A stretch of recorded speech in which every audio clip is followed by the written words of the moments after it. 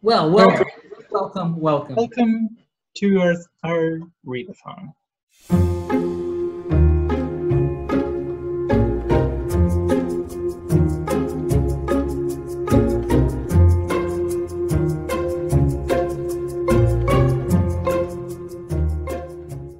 The Stephen King Read-a-thon, where we are reading through all of Stephen King's fiction in a buddy read format. So we're doing a chapter or two a week, and then we discuss them here on YouTube.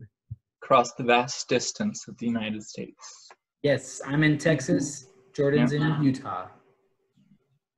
Are you in Utah right now? I know you just flew. No, yeah. Well, I'm in Utah, yeah. I was just flying around, not to somewhere. Yeah. This guy, ladies and gentlemen, I've talked a lot about being a teacher in past videos. We've never mentioned you're a flippin' pilot. That's like the coolest job ever. All right, well, you're training to be a pilot, right? Well, I mean, I have my pilot's license, just not all of them, to be an airline pilot. So.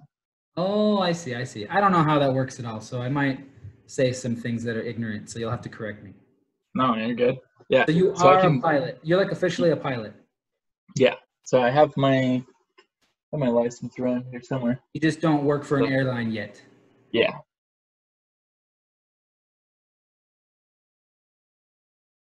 All right. So yeah, we are excited to talk about Salem's Lot, chapter 6 and 7. Before we do that, consider subscribing to the channel, giving a comment, a like, share it with your friends, whatever. If you I would even suggest more than consider it. Maybe just do it. Just do it. Don't think about it. Don't even think twice. Just click the button. Yeah. If you know a Stephen King fan, maybe they'll enjoy our ridiculous discussion. So we're going to try to switch back and forth a little bit more often instead of just one person talking about a whole chapter and like that. So we're going to try to switch back and forth. Who should go first? Go for it. You want to rock paper? You want to rock paper scissors for it? All right. Yeah, let's do it, dude. Make it entertaining. Okay. Call it in the air. Here, I'll do it down here. You can't see it, but. So should we do it down here and then we raise it at the same time? We don't even have to do this. We don't even have to do this. Easy to cheat, dude. We don't even have to do this. We just hold our hand off screen and then pull it up. Okay, you ready? Okay, yeah. Wait, best 2 out of 3 or just the first one? Obvious. Yeah, always. Clearly. Yeah. That was a trick question. I was just testing. Yeah, I passed. Rock, paper, wait. scissors. Oh, okay, hold on. I'm sorry. Okay. Rock, paper, scissors. Sure. Yeah, Rock, paper, scissors. Ah, you squished me. Okay. Rock, paper, scissors. You did that to me. There's a delay. I don't know if you're on my end. You're like half a second after me, so it looks like you're cheating, but you're still losing. So okay. Rock, paper, scissors. Oh, you cheated. Shoot, bam. Huh? So does that mean I get to go first, or I get to pick who goes first? Well, I guess you get to go first. You get the honors. Okay. Well, at the beginning of chapter 6, so last time we talked about Danny Glick. He was with his brother Ralphie, or 2 times ago. They were walking through the woods, and they got attacked. And then later, Ralphie has not been seen since then. Danny was very sick, and then he died in last week's discussion. So right at the beginning of this chapter, we have the townspeople getting ready for the funeral. And we see this guy, Mike Ryerson. He's the groundskeeper of the cemetery. And he is basically, he has like the gravesite set up, but then he goes off into the woods to eat lunch while they have the funeral.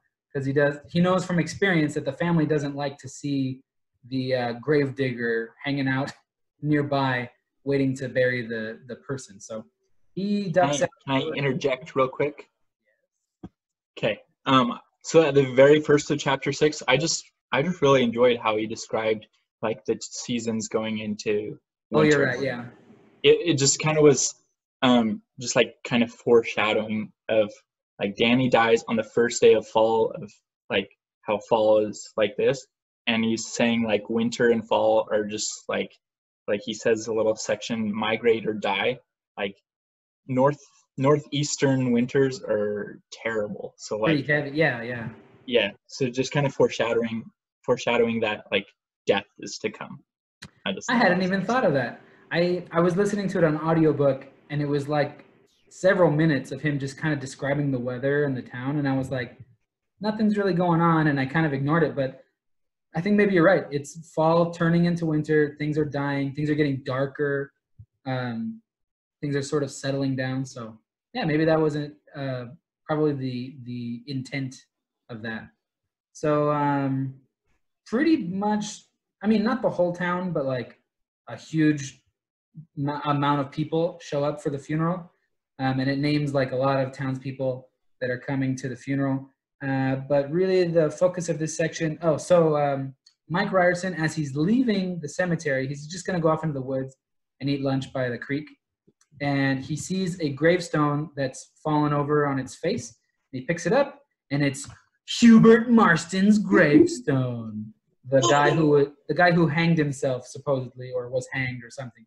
And he picks it up and cleans it off. And it has like a creepy inscription. And it says something about like the angel of death has pulled you into dark waters or something like that. But the last part, and I think this is interesting because we've sort of talked about maybe he was a vampire, maybe not, maybe he's undead, I don't know. It says, God grant he lies still. So they're kind of like on his gravestone, it's almost like praying like, may he just stay in his grave. And yeah, so something was wrong with this guy. First little section. Over to you, Jordan. Okay, so he sees the grave, he goes back to eat his lunch. The funeral begins, and at first it's all going well and everything, and then mayhem ensues. This gets kind of crazy. So the priest is doing his thing. He's like saying the prayer, saying like the last rites and everything, and then also all of a sudden something clicks in Tony Glick's head, just like, this isn't right. My son shouldn't be dead. And so he starts like getting down into the grave and like slamming on the casket and yelling and everything, and kind of creepy like. Now this is what I thought was interesting. So the way this falls out is like the priest is saying the Lord's Prayer. Oh, and yeah. in between like Tony Glick is like screaming and yelling and stuff. Well, that's the same exact thing that happened in Carrie when Carrie was killing Margaret White. She was also saying the Lord's Prayer, and Carrie was saying things as well. Yeah. Oh man, I didn't even catch that. Yeah. You're right. That's right. I thought that was kind of crazy. The Lord's Prayer. So a little bit of something, I don't know. I thought you were going to point out. I thought you were going to point out how the Lord's Prayer was like how do you say it? Like staggered, like intercorrelated with the prayer that the dark figure in the graveyard said. Oh yeah. A couple chapters ago. So it was really creepy. The priest is like, "Our Father who art in heaven," and then Tony Glick is screaming, "My boy, my boy!" And then it says like, "Father, favor me now. I bring you rotting flesh." And then it goes back to the Lord's Prayer, the biblical, real Lord's Prayer, and it flashes back and forth between this creepy prayer that the vampire guy, someone said in the graveyard, right? We talked about it. Right. And it flashes back and forth, and like they're very kind of symmetrical in their language, and it's like it's a creepy moment. The narrator in my audiobook is really good, and it was creepy to listen to it. Yeah, dude, I can't even imagine listening to it because it was creepy enough reading it. Like just kind of a battle between good and evil sort of thing going on there. Yeah. Sorry, go ahead. Okay, so then Mike comes back to fill in the grave. Wait. Oh, sorry. Okay. Before you go that far, I noticed one thing, and I don't know if this is supposed to be significant or not, but the dad, he's very distraught. He's screaming and he's telling, get off me, my boy, and all this stuff. Yeah. My boy. And then at one point he starts yelling, he's not dead, that my boy's not dead. And I was like, oh yeah, this is not, I don't know. It was one of those things where I'm like, this could just be what the parent is yelling, or maybe it's foreshadowing that, like, maybe, because we had talked about maybe this kid got bit by the vampire and that's why he died. Maybe he's really not dead, or he's undead or something. Like, we don't really know. But I thought it was interesting that the dad would say that. He was he said it a few times, like, my boy's not dead or something like that. Yeah, I was just thinking like the dad was hysterical and just didn't know what he was talking about. But that's a good point. Yeah, that's a good point. Accept reality. Yeah. Yeah. So Mike comes back to feeling the grave, and he has this eerie sense that somebody's watching him. He doesn't know who, he doesn't know what, and this weird thing happens. Like, he feels super tired, and time's passing super fast. The sun's going down a lot quicker than he's realizing, and he just feels like, I need to get out of here before dark. Like, someone's watching me. I don't like this. And it's important to note, we learned earlier that he has never been creeped out by being the groundskeeper of the cemetery. Right. He's never thought of it as like a dark thing. He's never been scared in the cemetery at night. But all of a sudden, he's feeling super creeped out. Yeah, and it was a similar feeling. It was like talking about a similar feeling to what the boys at the house were feeling when they went and dropped off that wooden board. Hank Peters and Royal Snow. Yeah. So he has this weird feeling that someone is watching him. He's like slowly putting dirt over the casket, and then he feels like it's Danny that's watching him. He's like, that's who's watching me.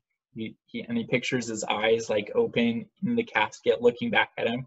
And so like the casket's halfway covered, and then he's like, I have to get him to close his eyes or something. I have to stop this. So he starts pulling all the dirt back out, and he opens up the casket, breaks the lock on there and everything. And sure enough, Danny's eyes are wide open. Yeah. So I thought it was really interesting because, like, us explaining it, it's just very fast to say, like, oh, he felt like somebody was watching him, so he dug him up. But, like, reading it or listening to it, it's very gradual. And you can see Mike almost, like, losing his mind, you know? Yeah. Like, he's trying to bury him, but, like, he feels like he can't really do it. And then, like, he keeps thinking all these crazy things. And it's over the course of several pages. And then finally he's just like, screw it, I can't stand this. I gotta close his eyes. And, like, he kind of goes crazy. And he even asks himself, like, what am I doing? But, like, he can't stop himself. It's really, really pretty intense and creepy. Yeah. And yeah, he opens it up. The eyes are open.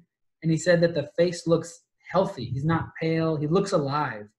The eyes are not glazed over. They look like they're just regular. But then it cuts to another scene, and you don't really know. Just like Stephen King always does. He like gets you right to the top, and you're like, oh, what's gonna happen? And then just, that's a new story. So then we cut to Mark Petrie, the kid with all the monster figurines. He's hanging out at his house. There's not too much that happens. He's basically playing with his toys, and he's listening to his parents talk about him. He's listening through the air vent. And the mom is upset, thinking that... She was just kind of worried that he might be affected by all this. Yeah, exactly. She's worried that his emotions or his mentality might be affected because the Glick kids that were attacked were coming to see him when it happened. And so she's concerned, and the dad doesn't really think it's a big deal. He's like, no, he's got a good head on his shoulders. There's nothing to worry about. And from what we've seen of Mark's sort of attitude, he is very balanced and very calm and, like, in control. Even though he's only 12, he's very mature. Yeah, mature and grounded, and yeah. Let me do another one real quick, because they're two really short ones. Roy McDougal, he comes home drunk to find his wife at home with the baby, and she's hit the baby again. And the baby's bleeding. She's got blood on her shirt, so he figures it out. He's thinking about, like, oh, yeah, this kid, he's so rambunctious. He even fell off the table the other day, the changing table and stuff. So, like, she's been lying to him. But he finds her with his blood on him, and the baby's got blood and all this stuff. So he puts it together, and he's like, you hit the kid, didn't you? And the wife is, like, embarrassed, but she admits it, basically. And it's interesting to see... I don't know. We're not a lot is explained about it, but I feel like it almost becomes sort of like, I don't want to say an addiction, but like a stress relief, like a relief valve. When the kid is acting up, she's hitting him more and more. She's abusing her kid, and it's, you know, very ugly and not a pleasant thing to think about. But she's beating up this baby that's less than a year old, and that's all we see from that. And we see a lot of resentment, like his mentality. He keeps saying all these things about her that are like really, just, he doesn't really think very well of her. He thinks that she's just lazy, hanging out at the house all day while he's working. Kind of classic chauvinist husband attitude, honestly. Yeah, a really rough home life for the McDougals. So the next part, we see Parkins Giuseppe's on the phone. He's getting info about Ben because he'd called, I think it was like the FBI or something, or another province or another state. It was the FBI in Boston. Okay.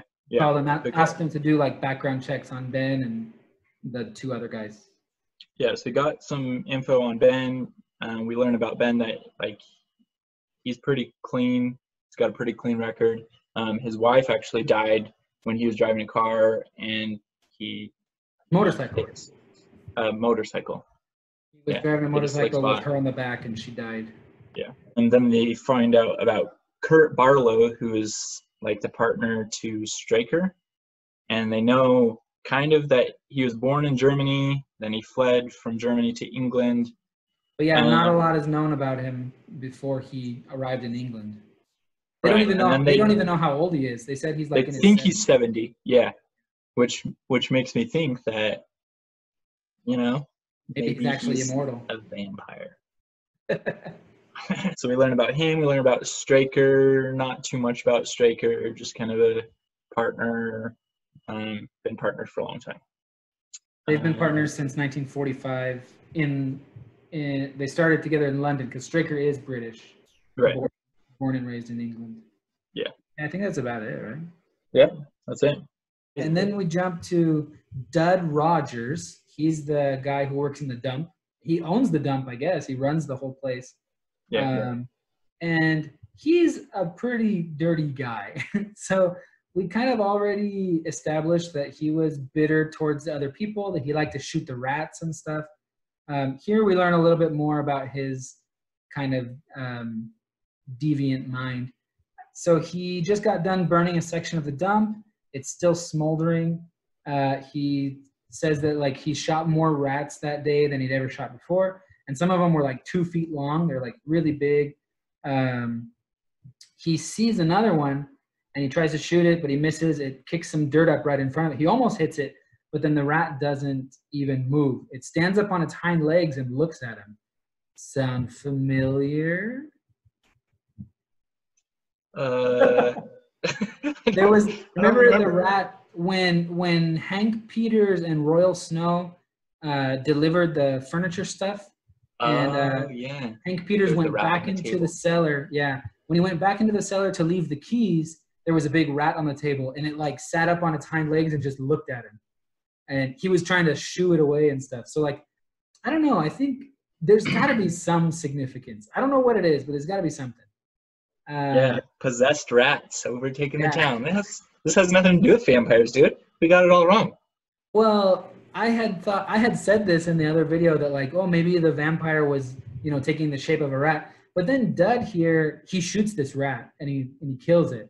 So I'm like, probably not, but maybe, I don't know. Maybe it was like possessed. I don't know.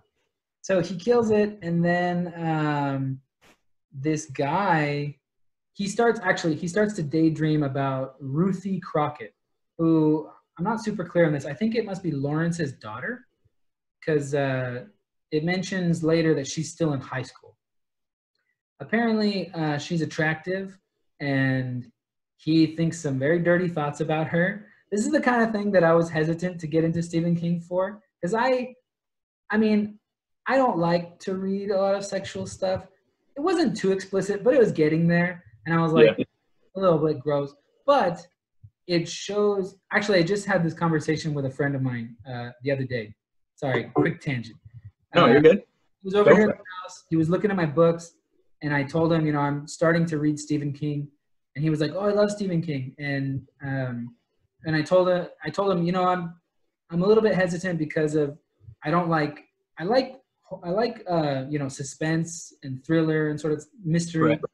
but I don't like, you know, gore and vulgarity and whatever. And he's like, yeah, but at the same time, like Stephen King, even if, I don't know, it's like, it's kind of essential because there's a book that Stephen King wrote called On Writing, Mm-hmm. and he explains his process and all this stuff. And he talks about, he did that intentionally, like to show his characters, like he doesn't hold anything back. That I kind of mentioned this last week, where like you really get into the character's head and you see things from their perspective, and like there's no filter at all. So like if they're a horrible person, you're gonna read a bunch of horrible stuff that they think, or if they're a good person, you're gonna see the good stuff that they think. And this guy Dud Rogers, these thoughts that he has, it really shows that he's like a gross guy.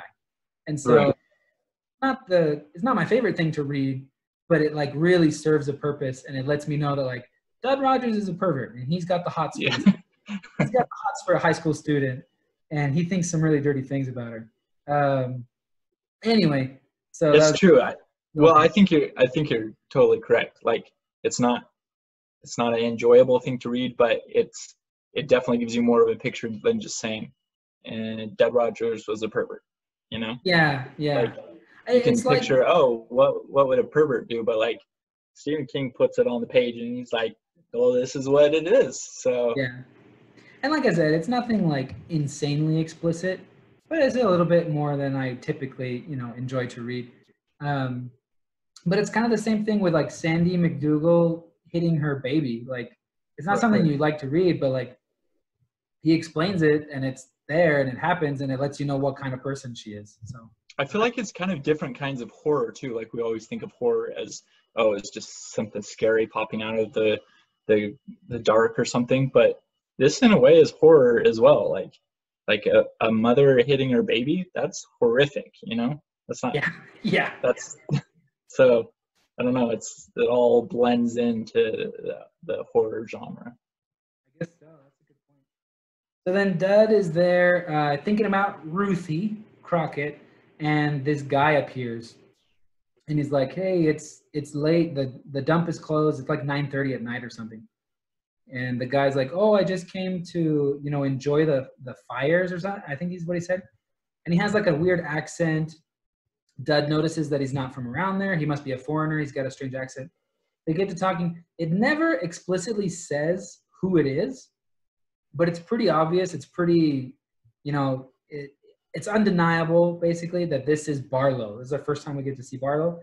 At first, I thought it was Straker, but actually it says that this guy has hair. So Straker's bald. This guy has like grizzled black and white hair. And they talk, and this guy says a few creepy things. So he asks him, like, do you shoot a lot of rats? And Dud's like, oh yeah, I shoot a bunch of rats. And then the guy's like, I love the predators of the night. The wolves, the owls, the rats. And like, he says these weird, creepy things. And you're like, who is this weirdo? And then Dud starts to sort of get hypnotized by him. And it's really interesting. Like, I actually didn't catch it till the second time. Because I listened to it while I was working on something. And then I went back and listened to it again to take some notes. Yeah. And like, I didn't catch it until the second time I read it, listened to it. Because remember, Dud has like a hunchback. Right. Yeah. Like, the girls don't like you, do they? And he's like, nah, no, you know, they're creeped out by my hump. And he's like, don't worry, you shall have the girl you want. Like you'll have Ruthie. And Dud's like, ooh, like what? And then he starts to have like a vision of Ruthie where she's like inviting him sexually and all this stuff. And then the guy tells her, you'll have her. And then they like lock eyes, and he's looking deep into his eyes, and he's getting sort of hypnotized. And then it said, this is the part I didn't catch till the second time. It says, when the pain came, it was as sweet as silver. And that it was like a peaceful, calm, nice thing. So then like, but then it just ends. And you're like, what pain? And then I'm starting to think like, well, if Barlow is a vampire, he probably bit Dud, I guess. Like, yeah. The pain of being bitten, but like it was like a sweet pain, like, oh, now he's giving him the power of a vampire, and now he's gonna be able to like get what he wants or something. I don't know.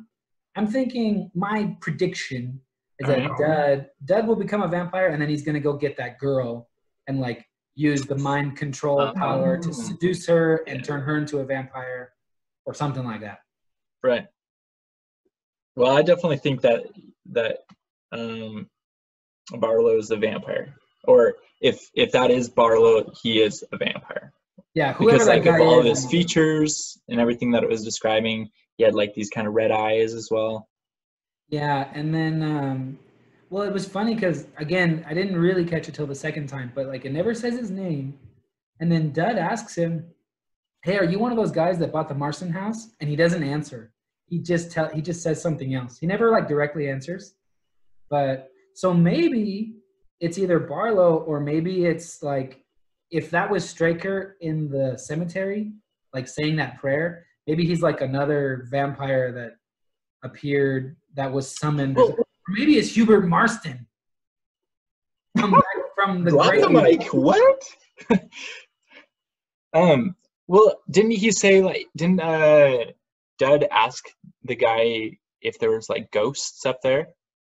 And the guy responded, he was like, "There's no ghosts." Actually, like emphasized ghosts. So I think he does live there. And it's basically You're right. So, but we're still told, we see a little bit later that like people in the town are still thinking that Barlow is out of town on a buying trip. So like either that was Barlow and Straker's lying about him being out of town, or maybe that was somebody else. I don't know. I didn't even think about it until just now that maybe it is Hubert Marston. That's crazy, dude. It could be. I like that idea. I don't know. Guess we'll see, dude. All right.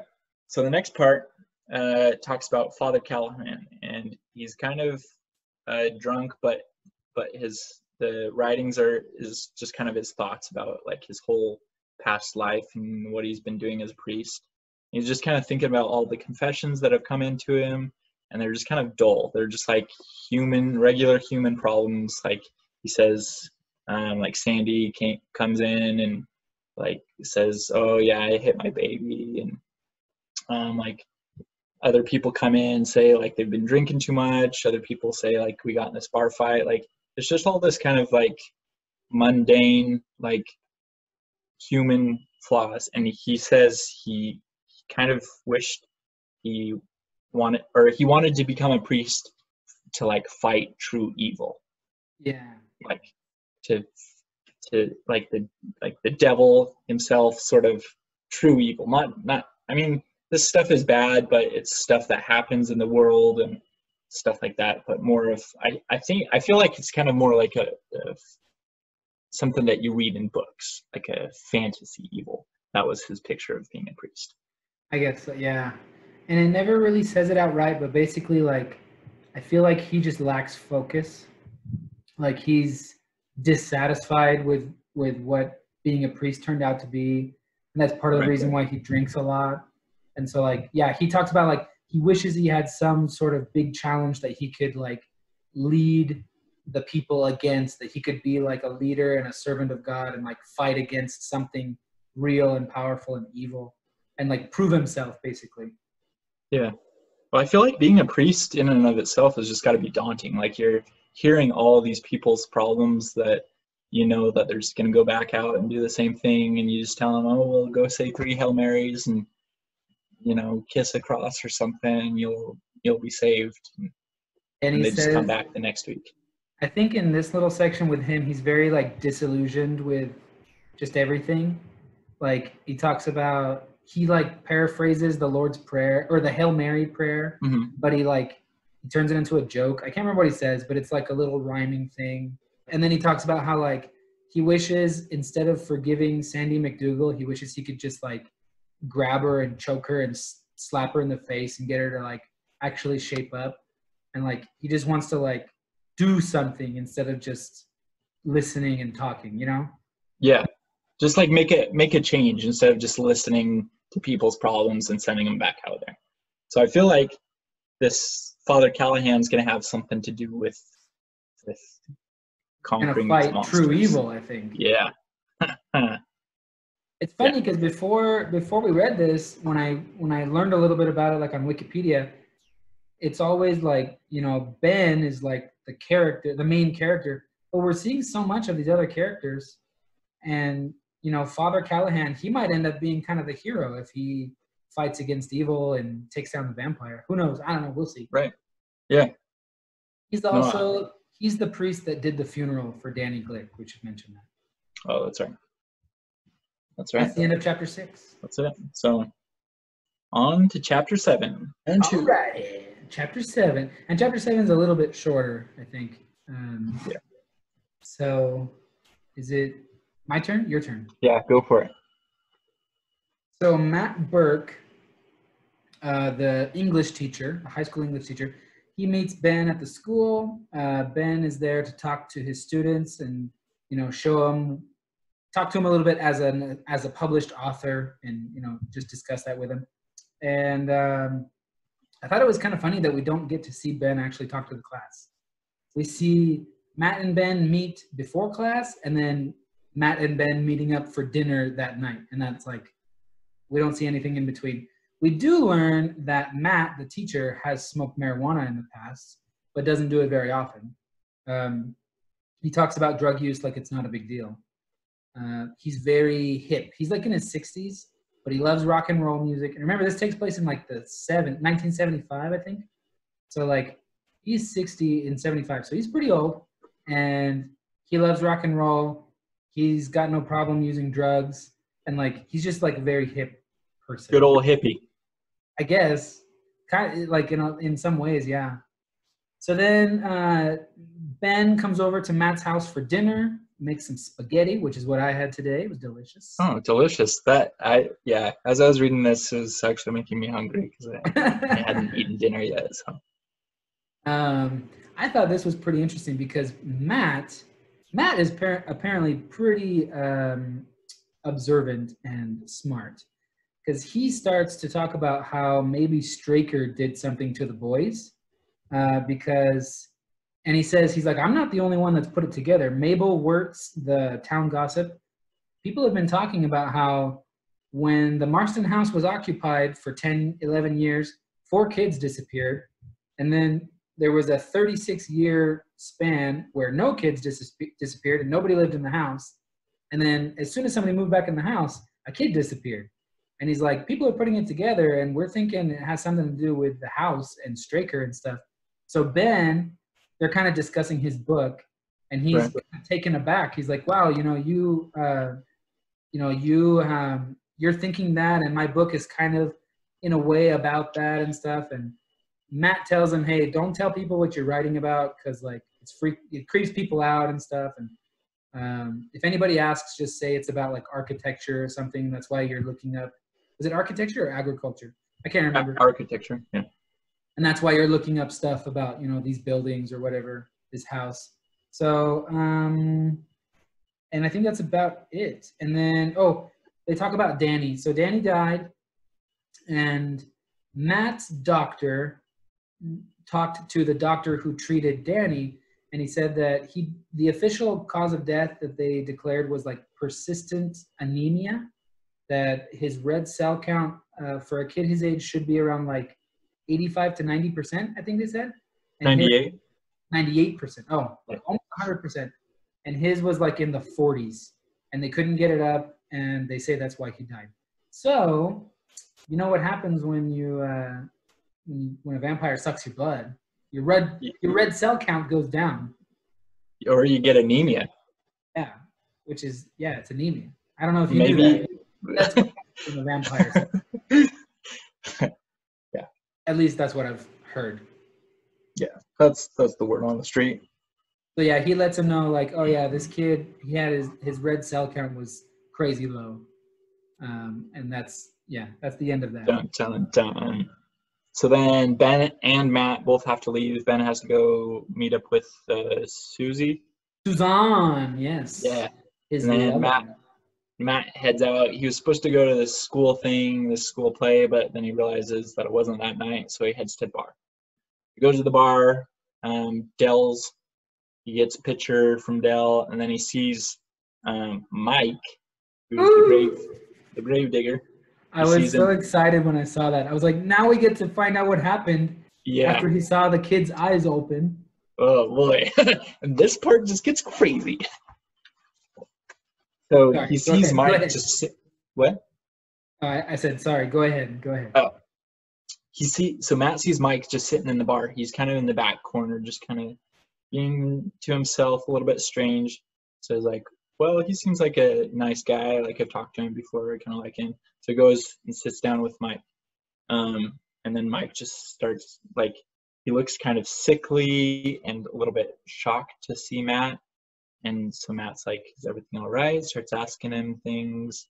Well, Mike's like, he said when he first looked at, like, when he's like, hey, Mike, how you doing? And Mike looks up at him, and he said he immediately knew something was wrong. And he thought, wow, this guy must be using some really heavy drugs. Oh, that's right. He thought he was super high. Right. So he asked him, like, are you using any of this stuff? And he's like, no, I don't use any of that stuff. Like, I used marijuana, like, probably 4 months ago, but I'm clean. Like, I'm just sick, and I don't know what's going on with me.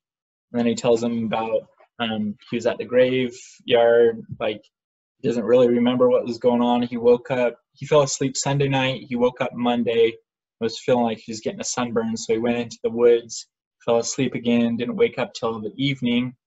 And the grave was filled in. Oh, and the grave was filled in. So we had no idea what's going on. Yeah. Because we didn't see any of that like part. Digging the grave. Yeah, he remembers digging the grave and like burying it, but then he doesn't remember finishing it or anything, and he just wakes up Monday morning and he's like, he passed out and spent all night in the graveyard. Yeah. Pretty crazy. So he keeps saying, like, yeah, so I went to sleep, I got home, I was feeling sleepy, I went to sleep again, I woke up in the evening. He keeps doing this, like, for almost a week, right? Because today's Thursday. Least, yeah, several days. Yeah. And then Mike says, he says, if I kept it up, I'd be sleeping around the clock, and that's what you do when you're dead. Oh, boy. And then I think it's really interesting to note, he said every time he woke up, it was like sunset. Like he kept waking up like as the day was ending. And you know who comes out at night? Vampires. Yeah. And I thought it was really interesting. He would wake up. He said he went to sleep and then he woke up and his door was open. And like he had closed it before he went to bed. So like he was like, I must have been sleepwalking and doing stuff without even realizing it. So like things in his house are not how they are when he goes to sleep. Something creepy's going on. Yeah. So then Matt invites him back to his house. He's like, well, something's going on. I just want you to come with me. Come stay at my house with me. Tomorrow morning we'll go see the doctor, see what's going on. And then what happens? Well, let me tell you, this is the last little section of the chapter, and this is when it's getting real. So Matt and Mike are at the house, and Matt comes into the room, and Mike is like getting ready for bed, and he's feeling sick. He doesn't feel good. He's pale, and then Matt notices he has some marks on his neck, on his throat. He'd gotten a hickey. Well, no, because no, okay. So he sees he has some marks, and then he's like, "That's weird. Like, how did this happen?" And Mike's like, "I don't know. Like, I don't remember anything." So he goes to sleep. Matt goes out, tries to go to sleep in his room, and he can't sleep. He can't sleep. He can't sleep. And he's an English teacher, so he's read a lot of stuff, and he actually, I love this. He never actually says anything about a vampire, but he says that he starts thinking about Bram Stoker's famous book, which is, of course, Dracula. But he never says that. And Matt is, like, putting it together. And I feel like everybody else is, like, hesitant to jump to any conclusions, but Matt is jumping to those conclusions. Matt is like, this is absolutely crazy, but, like, it might be what's happening. Like, I think there might actually be, like, something. Like, this is nuts. And he can't sleep. He feels like just this creepy feeling. And then he hears a sound. He hears Mike talking in his sleep. and Mike is inviting someone into the room. He's saying like, yeah, come on in, come in. And he's like, what the heck? And he goes and listens, and he hears the window opening, and then he hears the voice of a child. He hears a little kid's voice, and then the sound of sucking. Oh, dude. And then the chapter ends. So I don't know. I'll say what I think. Okay. I think it's probably pretty obvious, but I don't know. Maybe there's other ideas out there. Danny is a vampire. So they were attacked in the woods. Ralphie was used as some sort of sacrifice for some reason. I don't know what. Danny was bitten and turned into a vampire, but then the vampire would return and visit him like at night or during the, I don't know when, and kept sucking blood, and that's why his blood count kept getting lower and lower, and that's why he eventually died. But now Danny is like a full-fledged vampire, and he's visiting Mike.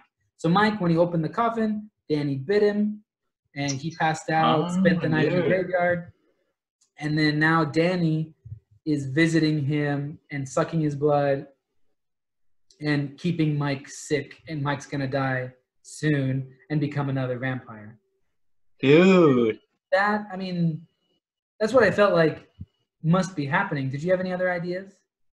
No, that's not, well, at first, so I wrote down, maybe is Ralphie a vampire, but that makes sense because he was, well, we think that he was the sacrifice at the graveyard, right? We think so, yeah. Yeah. And then it would make more sense that Danny's the vampire because his eyes were open. He looked like he was alive. But I didn't even make the connection that like he kept on visiting. Like I was just thinking, oh, he got bit once by a vampire, either like Danny or Mike.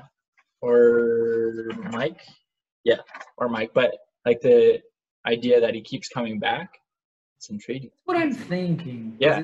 Well, that makes sense. Like, because they're trying all these things for Danny to get his blood count back up. But if the vampire keeps coming back, then that's why it would stay low. I don't know how the vampire would keep returning to Danny, though, like in the hospital. But at home, if Danny opens the window for him, I think the ones who get bitten, they're in sort of a trance, and they'll kind of do whatever. They're almost hypnotized. So, like, Mike is inviting Danny in and opens the window for him. So Straker or whoever bit Danny, I don't know, whoever, maybe Danny opened the window for him and he climbed in at his house. I don't know about at the hospital, but at the house, it would definitely be possible. So that's it. That's chapters 6 and 7, Crazy. And they were pretty good. Things are actually starting to like pick up, and I'm really liking it. You know what? I'm curious how they're how they adapted this into a movie, because I feel like a lot of this they describe it really well, just enough to be like, what was that?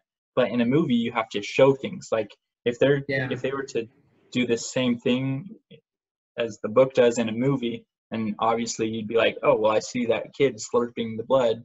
I know that that's Danny because we saw him before. Or like I see that guy in the dump, like obviously that's a vampire. Like how is this all gonna play, or are they just gonna do? I don't know. It's interesting. There is there is a movie, right? We've talked about. Yeah, there's 2 movies. Oh, 2 of them. Uh-huh. We should check them out. Sorry.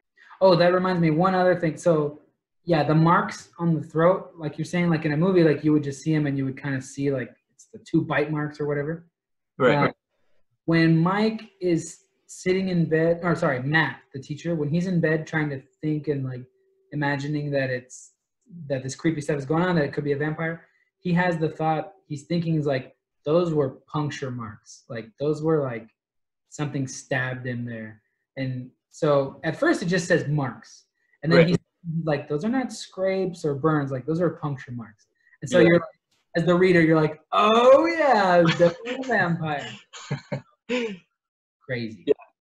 So it's got to be really creative on the way they do it. I mean, I'm sure that they can do it, and obviously they have, but it's interesting to see.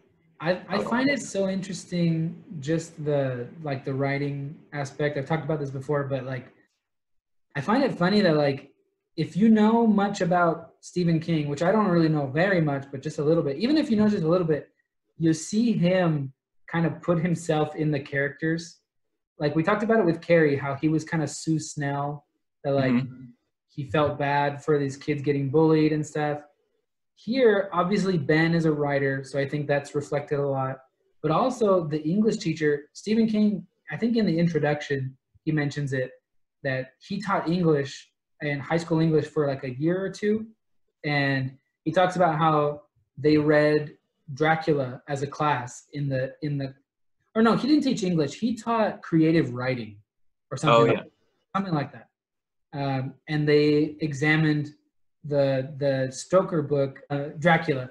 And so like, I see Stephen King in Matt also, in the English teacher, that like he's noticing these things. You know, he recognizes the evil because he's read Dracula and all this stuff. So I just find it interesting that I see both of them, because in the introduction he talks about a lot about Dracula and how he read it as a kid and he loved it, and then he read it as an adult in that class that he taught, and like he realized what a masterpiece it was and all that sort of stuff. So I don't know, I like that. I think it's cool. Yeah, no, that's interesting. He just puts himself, it's kind of like little hidden Easter eggs of his life that he's just, at least I think that's what he's doing. Maybe I'm wrong, but it seems like it. I think it's super interesting and really cool, especially if that's like part of his life, how he's put it in there, because then he can make it more real. Like especially with that last part where Matt's thinking about the monsters, like he knows that's not realistic. Yeah. Like monsters are in books, monsters aren't in real life. There's monsters in real life, or like people that like send nuclear missiles over, or like Hitler's a monster, but Dracula is in a book. How could this possibly be real? Yeah. So I don't know. I thought that was interesting. It just makes it more realistic instead of just being like, oh yeah, must be a vampire. But yeah, I like the Dracula plug too, just because the whole inspiration for this book, Stephen King said, was like him asking himself, what if Dracula came to America? And this is like his imagining of how it would kind of go down. So I like that. I like that he mentions Dracula in the story. Alrighty, folks. Well, hope you've enjoyed the discussion if you've made it this far. Well, it's shorter. It's shorter than our chapter 4. A lot of this, yeah. Okay, see you next week. I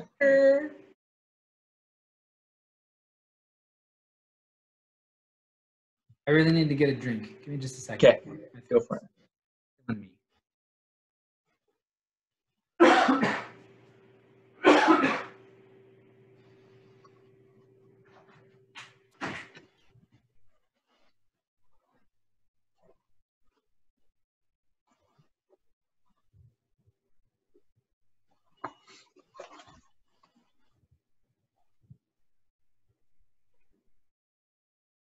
Check out what I got. We,